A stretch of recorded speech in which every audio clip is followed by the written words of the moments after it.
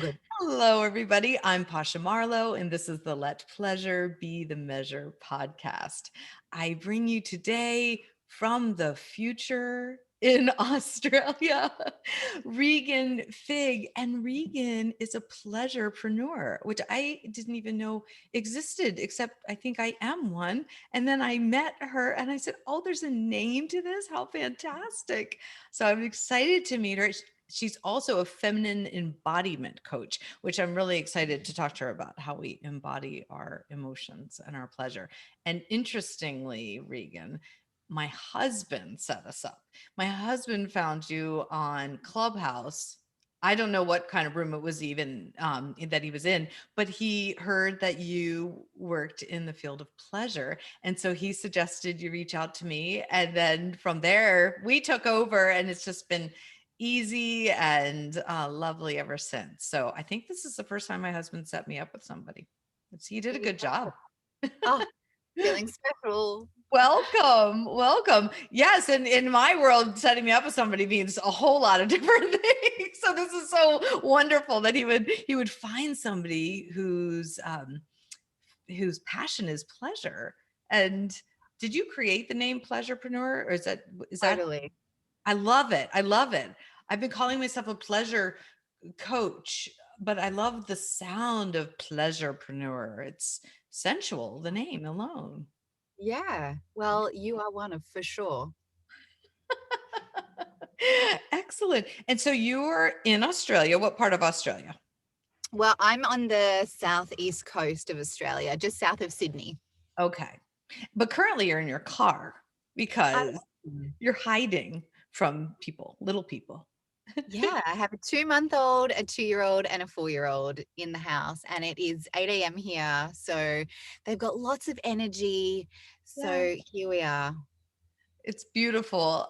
I'm sure there's times where just sitting in your car alone feels like a spa treatment because you're just by yourself. Totally. Yeah. Do you ever, if you have some time to yourself too, and you go out and you come home and you park up out front or in your garage and you kind of just enjoy that kind of few moments Oh, before you head yes. out? Oh, It's like the yes. space in between. Yes. There's that moment where I turn the knob of my front door and I take a breath and I remind myself of gratitude for being a mommy because I love it more than anything. And I have to take a deep breath because it requires so much of my heart and my energy. And so, yes, it's it's both wonderful and exhausting all at the same time. And especially with an infant and in breastfeeding around the clock, I'm sure uh, an extra level of constant care that you're having the privilege of doing, but it does take a toll on us mommies, right? Yeah. Yeah. But that's why it's, I think, so important. And this is probably where my work really kind of ramped up in terms Mhm. of being a mama and Mhm. realizing that I have to look after me. Mhm. I need to invest in myself if I want other people to invest in me. And, it is quite cliche to talk about having that full cup so that you can give to others. But it's exactly right. It's like, if I can really look after me and ensure that I'm nourished and I'm having a good time, that's going to flow on to my children and my husband and those who are in my realm. So, yeah. Yes. And I've been watching your Instagram posts and seeing the exquisite photographs of you giving birth to your daughter and how your other two children were witnessing the birth and how beautiful it is that you're showing them all of your emotions, all of the sounds of pleasure and pain and surrender. How was that being surrounded by your husband and your children in the bathtub? I assume it was a home birth. Um, Yeah, yeah, we had a home birth. So it was our second home birth. mm, My eldest son was also there for the birth of my second babe, my second son, a couple of years ago as mm, well. And yeah, I remember particularly for the birth of my second babe, my second son, one of the reasons why I wanted a home birth, and again, this time around as well, was, they are children, obviously, growing up to witness a woman in all of her glory in her moment of ultimate power. And it's so natural as well. Um, Mhm. and so, yeah, the first home birth we had with my second son, it was really interesting because my eldest was like half the time he was kind of bored.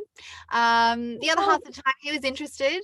And again, this time around, I mean, we did have to wake them up at, 2:30 in the morning. Uh, but yeah, it was very kind of just matter of fact for them. Mm. And so to have them there with me at the time, because I was so in the zone, most of the time I wasn't really aware of it. I mean, I think they were up for about actually only half an hour before baby arrived. But there was one point where I knew that they had come into the room because my youngest son had gone, fairy, no, what did he say? Christmas lights, Mummy, it's Christmas Day. And he was so excited. And I was just like so brought back to the present moment and just this excitement and the gloriousness. And it kind of did feel like Christmas Day, you know? Mhm. So yeah, having their energy in the room definitely made a difference. And being Mhm. able for them to see the birth as such a natural process and being able to witness very like a woman in her power. I Yes. just think like what an epic gift, you know? Absolutely. Yes. And that you have such beautiful photographs in case they forget, they will be brought back to that moment. I do enjoy how one of the photographs, I think your older son, he was just kind of laying on the couch, really as if he were just like, just another day. When is this going to be over? Yeah. Yeah. And so that it's normalizing this beautiful natural process, and it was just exquisite to look at, and it brought me back to my own births, and made me miss holding little babies, looking at your photographs of you so beautifully working and mommying in the background, and so finding that balance and joy in both. I especially loved the post you did. You were singing, or there was music of You Are My Sunshine in the background, and you were just taking in holding your little girl. I think she was 2 months old at the time, and not thinking about work, and not thinking about productivity, and not thinking about expectations, and just smelling her and breathing her in. And it was Yeah. beautiful. Beautiful. Yeah. Reminds us to stop and Yeah. notice. Yeah. Well, and I think it's interesting too that you brought up the birth as Mm. we've started talking now, because I hadn't really done a lot of birth prep in inverted commas for this birth. Mm. The first time around I did, I did a weekend calm birth retreat and I did hypnobirthing and I read all the books and all the things. And whilst, yes, I had had two births before this one, so it's like I had been through that experience as well. I really wasn't drawn to reading any books. I really wasn't drawn to doing any hypnobirthing meditation. I wasn't drawn to a lot of that stuff that you'd consider, I guess, traditional preparation for a birth. Really my focus throughout that pregnancy, I was building my business. And for me, being a pleasurepreneur, it was all about doing it in a way that felt really good, which means Mhm. connecting with my body Yeah. very regularly, like really tuning into my body's wisdom, my intuition, honoring it. And with that, I believe that really set me up for the most ecstatic birth. It was just incredible because, I mean, I wasn't looking outside of myself for any guidance. I was able to really drop into my body. There was no judgment around any feelings that were coming up. It was just, I was so used to allowing myself to process any of those emotions without judgment. I was so used to allowing my body to guide me. I was so used to not questioning and Mhm. totally trusting my intuition and being in that feminine surrender. Um, Yes.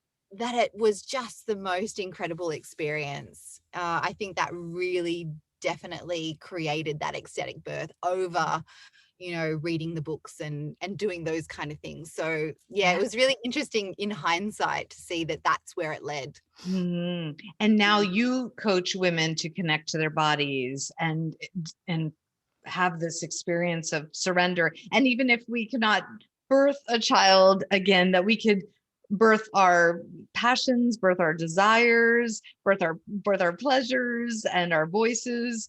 Um, Exactly. yeah. So what is your favorite I guess technique or modality? I don't know what you refer to it as, to help women tap into their emotions as they embody them. Um, okay, in terms of tapping into your emotions as you're embodying them, well, I would say for embodiment, particularly for feminine beings, it is about getting into your body, Mm, right? So, the masculine is very kind of logical, it's in the mind, it's all about kind of being goal oriented, and the feminine is more about being in the body, being sensual, being process oriented. And when we can really tune into our body, that is where we find those emotions. That is where we can become aware of what our body is telling us, is where we can start to explore I explore things that are coming up for us. mhm, And so I guess first of all, having that awareness about what those feelings are, because so often a lot of clients will come to me and they haven't gotten to that point yet, and that's not a judgment, that's just an observation, in that they feel nothing from the neck down. mhm, They feel numb. They're not really sure what lights them up. They don't mhm, know what they desire. They don't know what feels good for them anymore. And so it's really about allowing them to tune in with their formula for how they can best hear those messages from their body. So I invite them just to, and any of your listeners as well, to just have a play with perhaps any kind of practices that you can do that allows you to tune in with your body. Maybe it's journaling, maybe it's yoga, maybe it is going for a walk in nature. And again, maybe finding some space, like a certain environment where you can tune into your body as well. Maybe it's even just in the shower. I know so many of us are so busy that, just having that couple of minutes to be in the shower and to breathe, and to perhaps even ask ourselves some questions of like, what is my body craving right now? Or what yes, do I need in this moment? Or what am I feeling right now? mhm, So yeah, really allowing yourself the space to tune in with your body, and playing and exploring and being curious of, what practices you can weave into your day that will allow you to hear the messages of your body. yes. Mm. And it's so individualized. And for me, it changes seemingly every day. I think I'm going to be served by a shower, but then I feel like I want to go outside. Or if I go outside, I might realize that I'm listening to my body and I really just want to take a nap under a cozy blanket. And allowing ourselves that space to explore is so important, because that's part of the tuning in. Our formula one day might not be our formula the next day, and my friend's formula is not my own. So many people love diving into the ocean here in Maine. I think diving into cold water sounds terrible. Like, just for me, this doesn't sound good at all. I want to sit in a sauna Ooh, yeah. and sweat and detoxify, and that feels good to me. So sometimes I feel this pull to try what it looks like somebody else is really thriving at, or how another woman is finding her pleasure and her strength. And I have to stop myself and really listen to my own intuition, my own inner knowing. um Mm. yeah, there were even moments where, even though I taught yoga, I didn't want it to be yoga that brought me to my embodiment. Does that make sense? It's just, I felt like I needed to do something completely different, and for me that was, interestingly, comedy and laughing. um Yeah. and it needed to be strange and out of the box for me to get out of my head. And so do Yeah. you encourage your clients to try things they've never tried before, taking safe risks? Is that part of your coaching? Yeah, totally. Exploring and being curious and being open to any of it. Um, Mm, Often a lot of clients will come to me who have they're kind of just in those early stages of motherhood or early stages of business. It's like they're trying to find their feet on a new platform and or in a new environment or experience. It's like they've been through perhaps a transition Mhm. and trying to lean on the things that used to feel good for them, even though they're kind of unfulfilling now, Mhm. or they just don't work. Like you were talking about before, the things Yeah. you think that you might like. So yeah, just really exploring anything that intrigues you, Yeah. anything like you'd mentioned before, like sometimes you look out and see what other people are doing. I mean, if it inspires you, why not have a play? Right. And really, like for you, noticing, like you'd mentioned, like yoga is great, but you said for you it didn't really feel right. And I think like that's your body's intuition, that's your body's knowing. And actually yoga is a very masculine practice when you think about it. It's all the lines and the structure and the posture and the repeating of a certain sequence. That is quite masculine. For me, I practice what I would call like sensual yoga, because I'm also a yoga teacher. I've been practicing for about 15 years now. And yeah, it typically ends up with some kind of it's an intuitive movement practice more so for me. And yeah, that is what feels good, because I might have a plan of what postures I might like to do. But really, when I get into it, I just want to follow I want to stretch where my body wants to stretch. I want to twist where my body wants to twist. Like, and I think that is the practice, right? Like Yes. going where it feels good. Yes. Yes. Often, if I'm doing my own private practice, I'll start in a traditional pose with a sequence, and then I'll end up doing like nothing fancy or even pretty. It's like twisting and stretching, and then it starts looking like kickboxing, and then it looks like Tai Chi, and then it looks like weightlifting, and then it looks like lying on the floor crying with a bolster. I'm like, I don't know what this practice is called, but this is just what I need to do today. So I feel like I just, yeah, come to it with an intuitiveness. And that's important to have a space, even if it is in your car or your shower, where you feel safe to embody all of those emotions and to explore. Because I know for a lot of us, we don't feel safe in our even our primary relationships or in front of our spouse or partner or children or parents, to be so vulnerable, to move freely. Do you find that a lot with your clients, that especially when you think of something dancing or free form, intuitive yoga, that it's challenging to find people you feel safe with to do that in their presence? Yeah, and I think where you touched on having that safety around others, also, it has been a common thread where people don't even feel safe to express their own emotions on their own. Mm-hmm. Where perhaps because of their upbringing or their past experiences or their conditioning or what's been modeled to them, that certain emotions are really bad, that showing or expressing any of those particular emotions are seen as a particular, like perhaps a weakness or shameful. Mm-hmm. And so if we can't allow ourselves to explore that, even just entertain that within ourselves, of course it's going to be quite difficult for then us to connect with another Yes. and be able to express as well. And often it can be where we find we have trouble expressing things that we considered in inverted commas bad, that also stifles our expression of the other things. So like, joy and pleasure and love and yeah, all of those kind of things that really make our experience a pleasurable one. So Yes. And how do mm. you define pleasure? Oh, I knew you were going to ask me this question. So I was thinking about it. And for me, it would have to be definitely something that is connecting you with the body, something that's connecting you with that present moment. And I guess then it comes down to like just listening to my words now, like that connection, I suppose. Mm-hmm. Connection with the present moment, connection with your body in a way that feels good. Yeah. And like we can even like as I was just talking before about like emotions that have been considered perhaps bad or that don't feel good, we can still experience them in a way that I don't know how to phrase this so well, but we can experience it in a way that doesn't create suffering, Yeah. that allows us to see it in a different light, that to come from a different perspective, to actually perhaps shine a pleasurable light on it.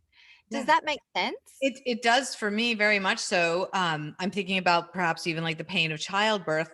And then for me currently, the pain of parenting a sick child and how I hold him in his pain, and I feel grief and I feel sadness. And I'm trying to embrace the pleasure and the exquisiteness of being the one who's privileged to hold that space. And sometimes I have to get very scrappy with my pleasures, but I'm just like, I am gifted now this extra time with him.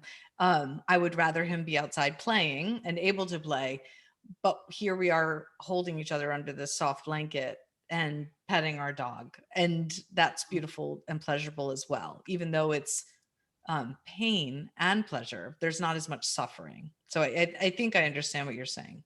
That's how I'm translating it. Yeah, and even watching, your, stories and things like that of you like getting pleasure from going to your mailbox. Like, that's incredible to be able to get to that kind of a level where you can experience pleasure in every moment of every day, in Mhm. the mundane, or in those moments where it is, like, I can imagine, heartbreaking. And yeah, be able to find something there. Yes. Yes. Mm, Yeah, it's not always that way for sure. And it's those days where I'm feeling either, let's see, sorry for myself, or I don't feel like it's fair, or I'm just grieving the loss of what feels like his childhood as he continues to grow and grow and grow and not be able to play. I think it's being in the moment with him and knowing when to ask for help. And I've needed to ask for help so much more in these last 2 years. Not just help like with groceries or walking my dog, but help like remind me who I am. Because if I forget my own power, my own brilliance, my own radiance, then I lose my way. And it's hard for me to stay present with the pleasure. So I often will call upon friends in those darker, more challenging moments where we're just bone tired, mm. in the middle of the morning when you're, nursing your crying baby, you just want to sleep. Or if in the middle of the morning, I'm helping my teenage boy and I just want to sleep. Um, and sometimes it's online, reaching out to somebody. Like we've texted a few times through Instagram where it'll be in the middle of the night for me, but you're waking up and I'm listening to your voice. I'm like, oh, okay, like there's other people out there, there's other mamas out there who I can connect with, who understand the beauty and the heartache behind motherhood. And to me that really helps through those days when I forget. Oh, that's really good to hear. And I think too, being able to connect with people online, often I find for me, and you might be the same as well, and I wonder if your listeners are the same, but often it's like that person's energy that feels Mhm. really good, and it's almost like you're drawn to that. And I feel like if you can connect with someone whose energy feels good for you, Mhm. um, you're headed in the right direction. That's again like this other another message from your body, like it's Yes. almost like a moth to a flame kind of thing, like go there, you Yes. know? Yes, And absolutely. chances are, I bet those friends who you call are the ones that make you feel good, right? It makes sense. Absolutely. And there's some I've never met. Like Mm, you revert to the energy. There's some women I've met over the last year through the pandemic that have just a sweet way of within a few words or even emojis touching my heart and calming my nerves. And I hope I do that for them in return. But yeah, it's remarkable to me to realize the connections we can make mm, online. I would have never assumed I would have made so many friends online, nor did I assume I would ever work so much online and find such pleasure in it, that I would have more pleasure over the last couple of years and feel more well, in my mind, body, and spirit during the hardest of times is such a paradox to me. And it still surprises me every time I realize it and say it, but it's true. It's been Yeah. Yeah, and the best I thing. think that's self-care, isn't it? Like Mhm. that's self-love when you can place your time and your energy with people who make you feel good. That is, I would say that is a pleasure practice in itself. Mhm. And I've become really aware of that too now, having 3 children. Um, I don't have, I'm not willing to put my time or my energy into environments or spaces or people that um, don't make me feel good. Mhm. Not to say that I will only be with people who, inflate my ego or anything like that, but yeah, whether it's a conversation or spending time in someone's presence or reaching out to someone, or like the business spaces that I'm in, whether it's a mastermind or Mhm. my own coaches and things like that, like being able to ensure that we're being protective of our time and energy Mhm. allows a pathway to pleasure. Mm. Yes. Yes. Have you found yourself you've created stronger boundaries around yourself and your work in terms of like the time you will give to clients and the time you will set aside for work versus family now? Has that evolved? Look, it's still quite based on what feels good for me. And this is Mhm. where it came back to me deciding that I'm a pleasurepreneur and I'm only prepared to do my work in the world if it feels good. Mhm.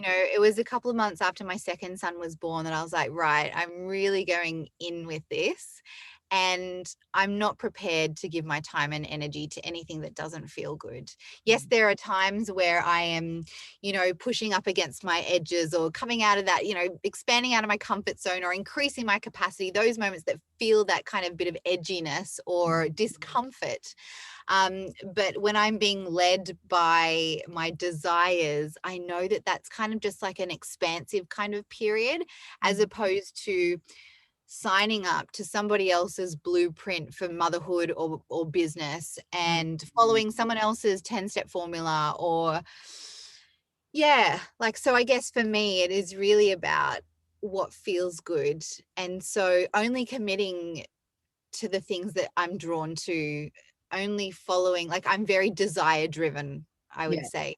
So yeah, if it doesn't feel good for me, it's something that I just have to pop on the shelf or pass on to the universe to give to somebody else. And Yes. there have been times when I have had some generous offers and I'm like, it's not aligned with me. It doesn't make my heart sing. Mm. And so for me, it's been really helpful again to tune into my body because it allows me to know what it is that I want to be doing. Mhm. And I don't find I did a very short, like mini, like kind of pop-up coaching live about this morning on my Instagram and Facebook. And it was about like indecisiveness. And it's like, well, I don't find that I'm indecisive anymore because my body knows. Yes. And so for me, it's really about like, it doesn't take me long. I don't waste my time and energy like kind of shuffling around and flapping about what it is that I'm going to offer or what it is that I want to share or who I want to work with. And I think that creates quite an energetic resonance that means I'm not available for the things that don't feel good, so that I don't attract those kind of things. I seem to attract really beautiful people into my life. I seem to attract amazing clients. Yeah, I seem to find myself with windows that just pop open in terms of someone comes home, like my husband might come home early to look after the baby, or my mum offers to have my older two, or sometimes there's something that I'm just drawn to offer. And I'm not exactly sure how it's going to play out in terms of the time and the space that I have. And it just seems to open up. So Oh, it's been pretty incredible in that sense. I'm yes. not interested in trying to follow somebody else's rules, um, and trying to find balance as well, because I think with balance, we try and it's almost like if we put our time and energy and emphasis onto one thing, it looks like then the other thing has to miss out. Mm. And that's why I think it's more about like harmony for me. So, Mm. harmony of business and mum life and partnership and family life. And yeah, like for me, just really putting my energy and time into the things that feel good, because then it nourishes and flows into everything else. Yes. Did that And answer your question? it does. It's beautiful. I'm just like, this is the kind of podcast episode where I'm just going to sit back and let you talk, and I'm going to listen and learn. I'm thinking about, not only am I speaking to you kind of tongue in cheek from the future because it's tomorrow where you are for me, but you're what I aspire to in your work and in your life, because it's a very new practice for me to embrace pleasure. And so I don't embody it as well as I know I can. And so I'm working up to it. And so you're inspiring me with your words. And I have to ask, you have 3 little ones at home and work. And so for your own sensuality, how do you fit that in? I don't know. What a great question. What a great question. I love that you asked that question, and thank you for those beautiful words. I receive them with such gratitude. Thank you so much. In regards to your question around how do I fit in pleasure? So for me, I practice consistently. I practice a sensuality practice. Mm-hmm. And I get asked this a lot, like, I don't have time. And for me, practicing sensuality, it's not taking more time. I'm actually just bringing myself to the present moment. And through my body's senses, I'm connecting with that moment. And Hmm. so for me, like, I often might, instead of just having my morning cuppa, while I'm trying to do a million things, I might take myself and stand in the grass and feel the sunshine on my face. And Hmm. I'm still having my cuppa. I'm not taking any extra time, but I am feeling the ground under my feet. I'm feeling the sunshine on my face. I'm listening to the birds. I'm smelling the morning dew. I am hearing my kids probably running a riot. Yeah, like I'm smelling that coffee in my hands. I'm feeling the warmth of it. Like I'm just really tuning in with that. Hmm. So for me, it is about like being clever with my time and just feeling the sensualness of every moment. And this isn't to say that every moment I'm Right. really Right. profoundly connected with each moment and my senses, but it's a practice. It's Yes. something that I remind myself to do often. And it could be an opportunity where we've got to get from A to B in the car and we're kind of running late, and I've got to chuck all 3 kids in the car and they're climbing all over the car. And by the time I get them in, and I'm sitting in my seat, I have the option to stay tensed up with my shoulders up and clinging to the steering wheel and have to think about getting from A to B and being really goal oriented. Or I can, start my drive, sink into my seat, feel the support that I'm receiving from my car seat, feel the steering wheel in my hands. I can feel the breeze on my face. I can listen to my kids probably doing something funny in the back. I can take in the beauty that's around me, like noticing. And that's when I start to really notice, like, oh, wow, that beautiful jacaranda tree's got all these beautiful purple flowers. I didn't notice that until this week. Or, yeah. And so I'm able to still go from A to B in the same amount of time, but Yes. it's a completely different experience. Yes. And Mm. I I feel like I do that fairly well between, waking hours of maybe 5 a.m. till about noon. And then I start to get tired and hungry, and I don't have as much to give to my children or my husband or my clients. And then by the end of the night, um, if there were to be any time with my partner, I'm spent, I'm drained. And so when I find that often with my clients too, that our best selves are not given to our intimate partners because it's not, we don't have the time. And then at the end of the day, we're depleted. And so how do you counteract or balance that? Yeah, I try and be really conscious of my energy throughout the day. So when it is, the middle of the day where I'm feeling really tired, like often with 3 little ones at home, I'll be dying for a nap. So sometimes that looks like letting my 4-year-old, have the laptop and watch a movie, and the 2-year-old might be sleeping, and I have a baby kind of laying on my chest, kind of feeding and sleeping, and I can catch 10 minutes. Or Mhm. I'll listen to like a yoga nidra. Actually, I've got a freebie one on my Instagram if anyone would like to use Oh, it. It's oh. just 12 minutes just to listen to my body and allow myself some kind of a recharge. And maybe you can't be napping or listening to a meditation. Maybe it is literally just having a cup of tea. I'm trying to, manage my energy day to day, and knowing, like, always kind of tweaking. Like Mhm. sometimes it might mean that, you know, I would like to create a really healthy, nutritious meal for the evening, but I know that I actually desire some ease as well. So that might Mm. be a takeaway night. Yes. And, it's often where we can be so hard on ourselves to have such high expectations that we wear ourselves out, we deplete ourselves. And then, like you said, we get to the end of the night, and when it is about connecting with our partners whom we love and we want to nurture that relationship as well, we feel like we've got nothing left. So it's about, I guess, putting in some kind of practices and listening to ourselves throughout the day, which, it can be tricky, but just doing our best. Yes. Mhm. Yes. And does your husband practice embodiment and pleasure practices? I'm just curious if you're aligned in that way. No, not at all. He is such a total, like, kind of blokey bloke. I think that's probably an Australian phrase, A blokey but it's bloke. like Okay. Is this like a a very, manly man? Is this how we would say? yeah. Okay. Like, he doesn't come to do any meditation with me. When I would teach yoga class before we were childless, he would come to yoga class and he would be the one giggling in the corner. And I'd be like, everybody ignore my husband. He's not laughing at anyone else. He's, He just can't handle the stillness yet, right?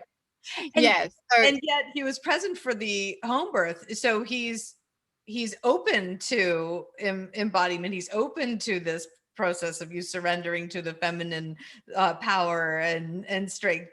So he must understand it at some level. yeah, and I think too, and this is what I do get asked this often, in terms of like clients saying, well, I would really like my partner to support me more, or I would really like my partner to allow me to have more time for my business and things like that. And so I'm asking, like, well, do you do that for yourself? Are you protective of your time?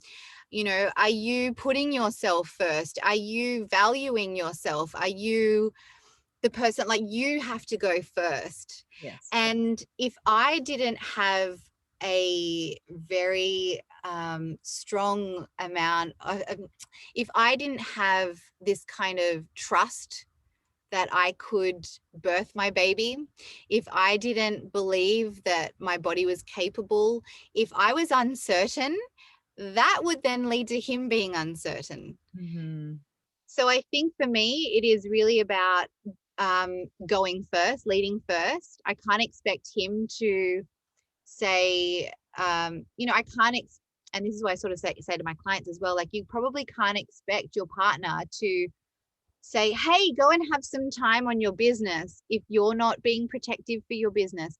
Hey, go and have some time to look after yourself if you're not willing to move past that, potentially some guilt, or really honor yourself. If you're not prepared to honor yourself, I don't think you can expect others to either. So yeah, I think Mhm. we lead first. Yes. So learning to receive it for ourselves so that we can receive it from others, and then learning to ask, and then when it's offered, be able to say yes without the Yes. guilt and the shame, Yes. and then show them that you value that time. I do think that's true, because you can only save yourself, and I can work on my mental health and my physical health, and eat healthy and do the yoga and read the books and listen to the podcast, and feel very frustrated with the fact that but the story I'm telling myself is that he doesn't have interest in evolving. And so then it causes friction, because I feel like if I'm in a space of pleasure and enjoyment and self-care, then he should be as well. So I'm learning to not project my own practices onto him, and honor his pace as well. But I noticed that to be an issue that we're working through, because I see so much benefit in it. I'm like, oh, come on, try some yoga, try some breathing, try some, pleasure practices. But we have to go at our own pace. So. Well, I love your awareness to notice that it's like a projection type thing. Oh yeah. But also too, I feel like the masculine just wants to create that safe space so that you can be fulfilled, right? Mhm. Like, the masculine is about being the person, being the protector, and the feminine is about being filled up, right? And so, like, for him, it's probably fulfilling for him to see you being in a place of pleasure. Even when you think about sexuality as well, like, if they can, like, if they know that you are reaching like moments of like glory and and pleasure and satisfaction, that brings them satisfaction. Yeah. So yeah, so I hear you. And I think sometimes too it's valuable to be able to know that we can prioritize our pleasure first, and even just in doing that, that can bring others pleasure. Yes. Yes. Does Yes. that There's, and it does. And I see how my prioritizing pleasure is also relieving my son, who's sick, of some of his pain, because when I wasn't prioritizing pleasure and I was only prioritizing sitting with him in his pain, he was taking on some guilt and shame for, he would say, I'm ruining your day, or you can't have fun because of me. And so I felt initially guilty and selfish stepping away from him and doing a comedy show or laughing yoga. But he's so much more in his own pleasure, hearing me and watching me in my pleasure. And I think it offers him hope. So there's this two-way liberation going on that I think is beautiful. Yeah. So I think it is important And to, that's incredible that you're doing that. Like, let's just take this moment to allow you to really honor yourself for that. That takes courage. That takes a lot. That takes, yeah. I mean, right? It's been I, very hard. Even just this week was the first time. And I used to teach yoga and fitness. It was my career for 25 years. And being athletic is something I really thrive in. And since he's been sick and unable to move and enjoy his own body, and it feels like his body's betraying him, and that he has so much pain in it. I wasn't moving. I wasn't exercising or working to my fullest potential and capacity. And so this past week, I feel very brave in it, but I started exercising again in a challenging way that feels good. And I'm trying to relieve myself of the guilt that I don't have to stop just because he can't. And I still haven't been able to exercise and jump and play full out in front of him because I haven't bridged that yet, but I'm doing it on my own. It's very messy. It's very messy still, but I'm trying to reclaim that. It's interesting how exercise has been a battle for me, even though I know I need it. I think there's a lot of sadness behind it, if that makes mm, sense. Yeah. So I need to embody my emotions more. It's certainly something I'm working on. And I find that I'm doing it through Instagram helps, because I'm like, oh, this is so hard. Can anybody relate? Can anybody see how hard and messy this is? And it's part of our healing. totally. Yeah. Yeah. I think sometimes that expression, whether it is on Instagram Yeah. or through, like a comedy skit or whatever it might be, even in your journal or whatever it might be, just having that space for expression that Mm-hmm. allows the emotions to move through, right? Like they say, like, emotions are energy in motion. And Yeah. when we can allow them to move through us, that is like part of the process. And that is how, like, if you are, if you're desiring to experience pleasure and, you know, joy and love and connection and happiness, it can be quite difficult if we're kind of all stuck up with a lot of these other emotions that we haven't allowed to move through us and out.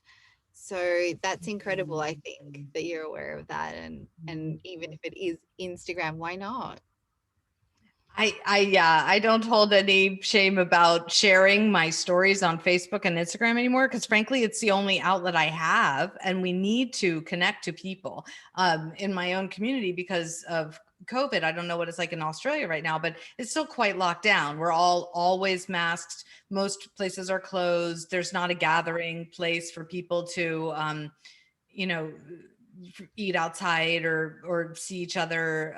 Even when I'm walking my dog, you know, we're cold still, so we have our hats and our masks, and so, you know, maybe our eyes meet, but I miss the human contact of the smiles and the hugs, of course. But I find that online, in talking to people like you, I could see your whole face, I could see your body language, I could feel your energy, and so I have found it to be just so life-saving to have this online community and capacity to share, even though I would have thought it shallow and Oh, before the pandemic, before, when I felt like I needed to have three-dimensional people to become friends with and share with and be vulnerable with. It's been one of the many gifts of this but strange. yeah, I would say that you sharing your experience and your life is actually, like, talking about being life-saving. That'll be life-saving for other people. And I think when we share our stories, it allows other people to see parts of themselves within us, and it connects us. Mm, And yeah, I think that's what the world needs now. mm, yeah, Mm. yeah. It's beautiful to witness your journey. Um, I was telling you before we started, like, I watch your Instagram post and I just start lactating and feeling that heaviness of the milk coming in. And 13 years later, I think this is phenomenal that my body has such vivid memory of milk coming in. And yeah, and I miss it. I miss it. So I just adore watching you enjoy it. It's such a pleasure to watch another mama enjoy and breathe in that precious those precious moments. Yeah. Yeah, yeah. And look, sometimes it's not all enjoyment, but I'll share some of that as well. Oh, Uh, good. yeah, you know? And so yeah, it's like, I think too, this baby, it's our, like, plan to be our last baby. And I'm like, oh gosh, the time's going so fast. She's getting so big. Mhm, mhm. So yeah, really trying to savor every moment. It does go fast. If I two of my children are older, they're 25 and 23, and I'm still just their mama, and I miss them, and I try to call them, and it's looks like texting now.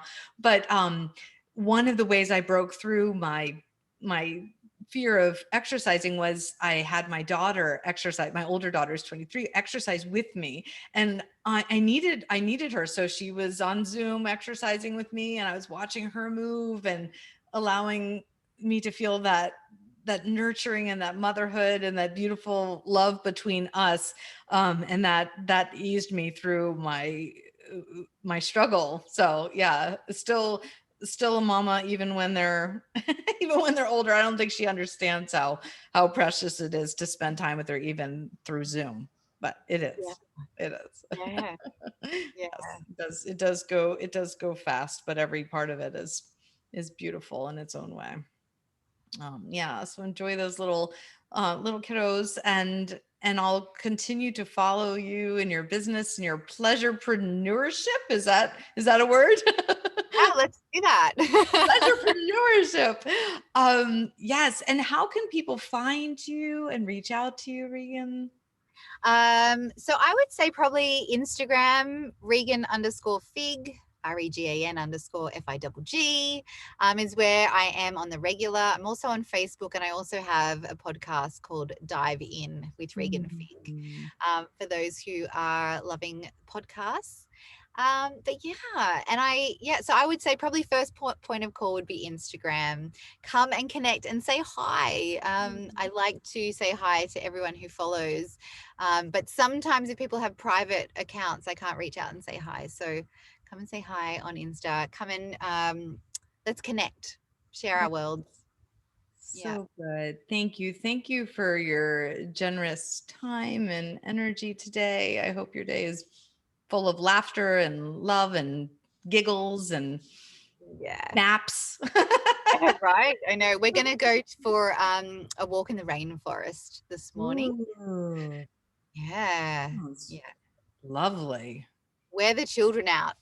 Then we will have naps. But then everybody naps at once. Everybody naps. Yeah. Well, thank you so much for having Thank me on. you. I feel deeply honored to be here, and I love what you're sharing with the world. Keep going. Please keep going. That is why I want women to be pleasurepreneurs, so we can fill ourselves up, so we can keep going to share ourselves and do our work in the world for a lifetime and not just a season. So Yes. thank you for Yes. being you and for having me on your podcast. Thank you. You inspire me. Thank you, Regan, for being here. My pleasure. My And if pleasure. any, yes, my absolute pleasure talking to you. If anybody wants to reach out to me, you can find me at pashamarlowe.com, or you can email me at pashamarlowe.com, Instagram and Facebook at Pasha Marlowe. And yeah, please subscribe to the podcast so that you can get notifications of all the fantastic, phenomenal guests like Regan Figg. Thank you again, Regan, for coming today. Thank you. Bye. Bye.